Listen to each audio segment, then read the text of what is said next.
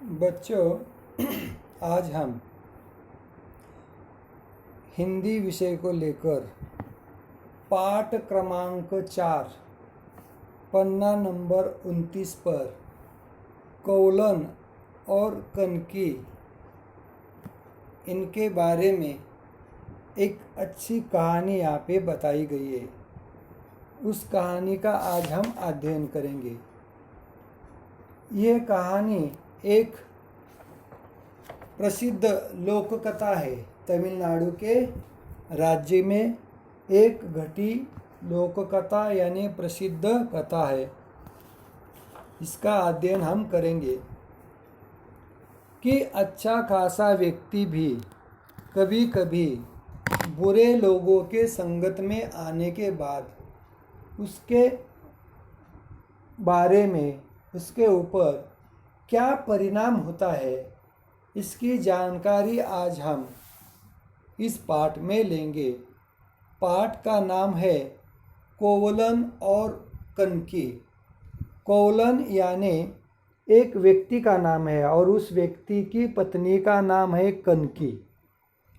ये आदर्श दंपति बड़े ही प्यार से छोटे गांव में रहते थे, लेकिन उनके ऊपर जब वो उस गांव में रहते थे, जब कनकी का पति कौलन अच्छा खासा व्यापार करता था, लेकिन बुरे लोगों के संगत में आने के बाद उसके ऊपर क्या आन पड़ी, इसकी जानकारी आज हम पाठ क्रमांक 4 कौलन और कनकी पन्ना क्रमांक 29 तो देखेंगे। प्रसिद्ध लोक कथा तमिलनाडु राज्य की कौलन और कनकी। बहुत पुरानी बात है। दक्षिण भारत में मदुरई के पास एक छोटा सा नगर था। देखो, दक्षिण भारत में तमिलनाडु राज्य में मदुरई के पास एक छोटा सा नगर था। नगर था यानी गांव भी नहीं और बड़ा शहर भी नहीं, उसके बीच का एक छोटा सा नगर था। वहाँ एक धनी व्यापारी कौलन अपनी पत्नी कनकी के साथ रहता था। उस नगर में वहाँ एक धनी व्यक्ति व्यापारी जिसका नाम था कौलन अपनी पत्नी के साथ, उसका नाम था कनकी के साथ रहता था। कौलन इधर उधर माल खरीदने और बेचने जाता था। वो उस नगर के आजू बाजू जो गांव थे ना, वहाँ माल खरीदने के लिए और बेचने के लिए जाता था। इस तरह उसने व्यापार से काफ़ी धन इकट्ठा कर लिया था।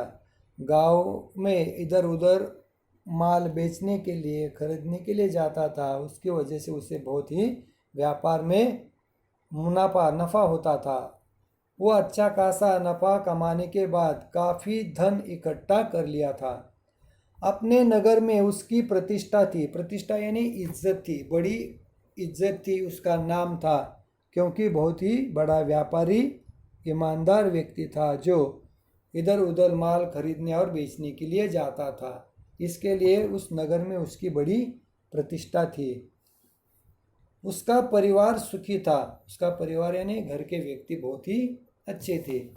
एक बार माल बेचने जाने पर कौलन बुरी संगत में पड़ गया। एक बार माल बेचने जाने पर कौलन बुरी संगत में पड़ गया। बुरी संगत यानी अच्छे लोगों के साथ न रहना, जो बुरा कार्य करते हैं, झूठ बोलते हैं, जुआ खेलते हैं, चोरी करते हैं, पैसे कमाते हैं, लोगों को मारते हैं, धमकाते हैं, ऐसे लोगों की संगत में कौलन पड़ गया।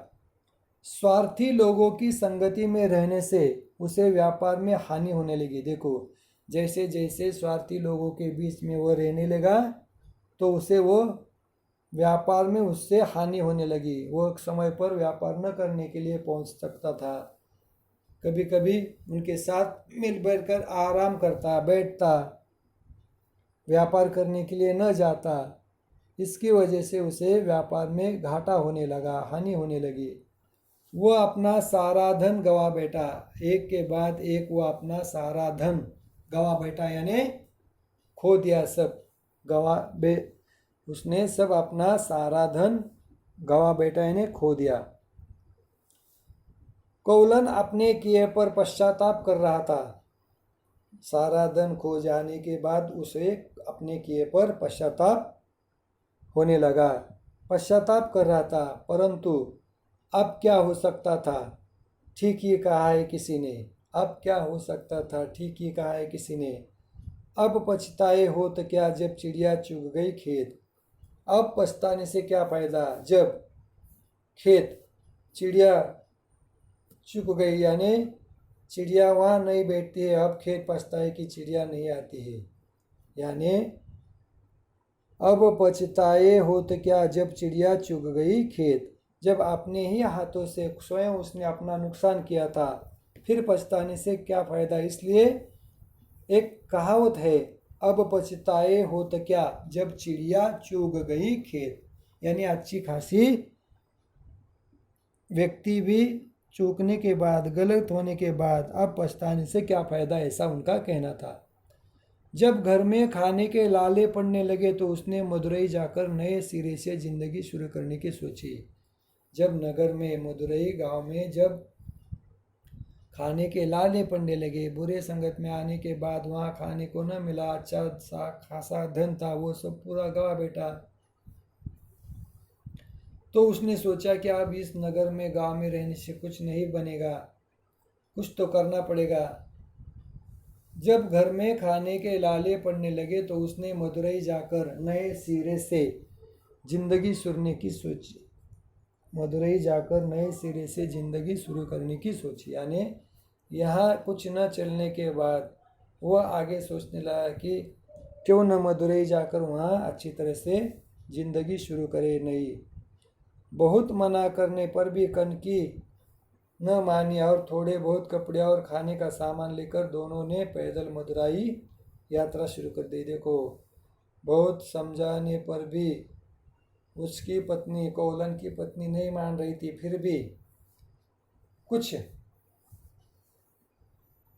दिल पे बोझ रख के, बड़ा पत्थर रख के, बहुत मना करने पर भी कनकी न मानी और थोड़े बहुत कपड़े और खाने का सामान लेकर दोनों ने पैदल यानी चलते मदुरई की यात्रा शुरू कर दी। मदुरई जाने के लिए उन्होंने यात्रा शुरू कर दी। कुछ दिनों में दोनों मदुरई पहुंच गए। भोजन और रहने की समस्या थी। उन्होंने एक घर किराए पर ले लिया। एक दो दिन अपना लाया खाना खाया। देखो, कुछ दिनों में दोनों मदुरई पहुंच गए। भोजन और रहने की समस्या थी। उन्होंने एक घर वहाँ रहने के लिए किराए पर लिया, यानी भाड़ा देकर उन्होंने रहने के लिए मकान किराए पर ले लिया। एक दो दिन अपना खाना लाया खाया, फिर वह भी समाप्त हो गया। कौलन के पास एक पैसा भी न था। उस समय नए गांव में आने के बाद कुछ बचा कुचा अपने साथ जो लाया था वो पूरा हो गया। उसके पास अब खाने के लिए भी कुछ नहीं था। कनकी ने कहा, यानी उसकी पत्नी ने कहा, मेरे पास कुछ गहने हैं, आप उन्हें बेचकर भोजन सामग्री ले आए। देखो, मेरे पास कुछ गहने हैं, आप उसे बेचकर भोजन सामग्री ले आए। बाकी बचे पैसों से कोई व्यापार शुरू करेंगे। देखो, बाकी बचे जो कुछ पैसे होंगे ना, उससे हम क्या करेंगे, व्यापार करेंगे। पहले इस गहने को दे जाकर लेकर आप लोग बाजार से बेचकर कुछ खाने का भोजन लाए और साथ में जो कुछ बचा पैसा होगा उससे हम व्यापार करेंगे। कनकी ने अपनी बहुमूल्य पायल कीमती कौलन को दे दी। कनकी ने क्या की, यानी कौलन के पत्नी ने अपनी बहुमूल्य यानी बहुत ही कीमती पायल कौलन को दे दी। आगे देखिए, वह उसे लेकर बाजार चला गया। कौन, कौलन। बाजार में जौहरी की दुकान पर पायल दिखाई। जौहरी यानी हीरे जवाहरात, सोने चांदी बेचने वाला व्यापारी, जिसे जौहरी कहा जाता है। बाजार में जौहरी की दुकान पर पायल दिखाई। निर्धन से लगने वाले इस व्यक्ति के पास इतनी बहुमूल्य पायल कहाँ से आ गई। देखो, वो दुकानदार यानी जौहरी सोचने लगा कि भाई ये व्यक्ति तो निर्धन है, इसके पास कुछ भी नहीं है। निर्धन से लगने वाले इस व्यक्ति के पास इतनी बहुमूल्य, बहुमूल्य यानी कीमती पायल कहाँ से आई। ऐसा सोचते ही जौहरी कौलन को दुकान पर बिठाकर स्वयं बाहर चला गया। ऐसा उसके मन में आने के बाद उसने क्या किया, कौलन को दुकान पर बिठाकर स्वयं बाहर चला गया, यानी खुद। कुछ ही देर में लौटा तो 2 सिपाही भी उसके साथ भीतर आए, यानी कुछ देर बाद वह लौटा तो उसके साथ 2 सिपाही भी उसके साथ भीतर आए। कौलन घबरा गया यानी डर रहा था। तभी उस 2 सिपाहियों में से एक बोला, तुम चोरी की पायल बेचने आए हो, अपराधी हो, चलो। और वे कौलन को पकड़कर ले गए। यानी जौहरी ने क्या किया, 2 सिपाहियों को बनाकर उसके दुकान में आया। कौलन घबरा गया उसे देखकर। तभी एक सिपाही बोला, तुम चोरी की पायल बेचने आए हो, अपराधी हो, चलो। और वे कौलन को पकड़कर ले गए। कुछ दिन पहले मदुरई के राजमहल में चोरी हुई थी। कुछ ही दिनों पहले मदुरई के राजमहल में चोरी हुई थी। चोर कुछ गहने भी ले गए थे, यानी चोरी करने के बाद चोर कुछ गहने भी ले गए थे। इसकी सूचना नगर जौहरियों के पास थे, यानी इसकी सूचना जो है ना, नगर के जो व्यापारी थे, जौहरी थे, जो सोना चांदी बेचने का व्यापार करते थे, खरीदने का, बेचने का, सूचना नगर के जौहरियों के पास थी। इसलिए जौहरी ने कौलन को पकड़वा दिया। इसलिए जौहरी ने क्या किया, उस कौलन को पकड़वा दिया। वह कहता ही रहा कि वह चोर नहीं है। कौलन कहता रहा पकड़ने के बाद कि वह चोर नहीं है। पायल उसकी पत्नी की है। ये जो पायल है ना, जिसे मैं बेच रहा था, वो मेरी पत्नी की है। पर किसी ने उसकी एक न सुनी, न दोनों सिपाहियों ने सुनी, न उस जौहरी ने सुनी। उसकी एक न सुनी, बस उसे कारागार में डाल दिया गया। कारागार यानी जेल, बंदी गृह में डाल दिया गया। पायल उसकी पत्नी की है, पर किसी ने उसकी एक न सुनी, बस उसे कारागार में डाल दिया गया।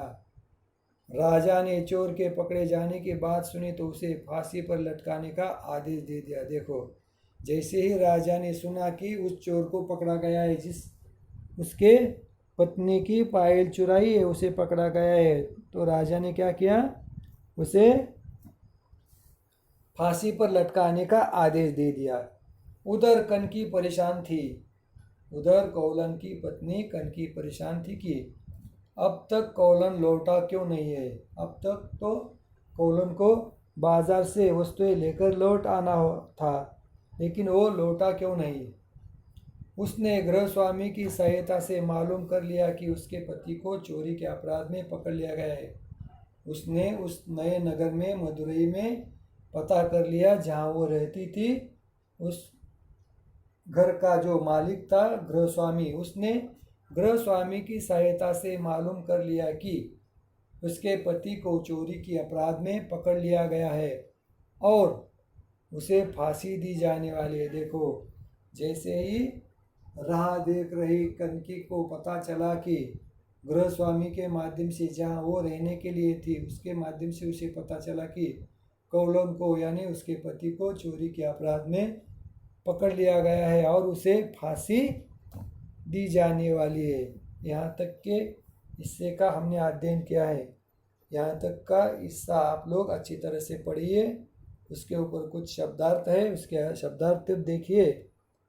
फिर आगे की जो कहानी है हम आगे की तासिका के समय लेंगे, जिसका अध्ययन हम करेंगे। यहाँ पर रुकते हैं हम।